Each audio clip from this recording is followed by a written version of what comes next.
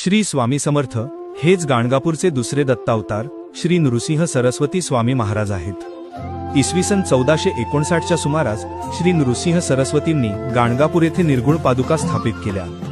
यानंतर ते शैलयात्रेच्या निमित्ताने श्रीशैल्य पर्वताजवळ असलेल्या कर्दळी वनात अदृश्य झाले। या घनदाट हरदळीच्या वनात स्वामींनी सुमारे 300 वर्षे कठोर तपश्चर्या केली। ही तपश्चर्या एवढी तीव्र होती की ते एकाच जागी स्थिर बसून राहिले। दीर्घकाळ एकाच जागी राहिल्यामुळे त्यांच्या देहाभोवती आजूबाजूला झाडे वेली वाढल्या आणि मुंग्यांनी त्यांचे भले मोठे वारुळ तयार केले। स्वामींचा देह या वारुळात पूर्णपणे झाकला गेला होता। एकदा उद्धव नावाचा एक लाकूडतोड्या कर्दळी वनात लाकडे तोडण्यासाठी आला होता।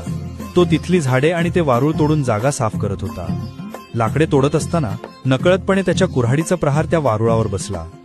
कुऱ्हाड वारुळावर पडताच वारुळातून रक्ताची धार वाहू लागली। हे पाहून लाकूडतोड्या अतिशय भयभीत झाला। त्याच क्षणी वारुळातून श्री स्वामी समर्थ महाराज जागृत होऊन बाहेर आले।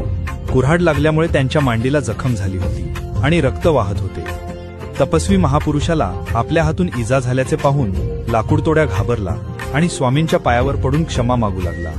स्वामींनी त्याला तत्काळ क्षमा केली आणि भिऊ नकोस, मी तुझ्या पाठीशी आहे असे अभयदान दिले। या घटनेमुळे स्वामींची दीर्घकाळची तपश्चर्या संपन्न झाली। आता त्यांनी लोकांमध्ये जाऊन भक्तांवर कृपा करण्याचे, त्यांना सन्मार्गाला लावण्याचे आणि लोककल्याणाचे कार्य करण्याचे ठरवले।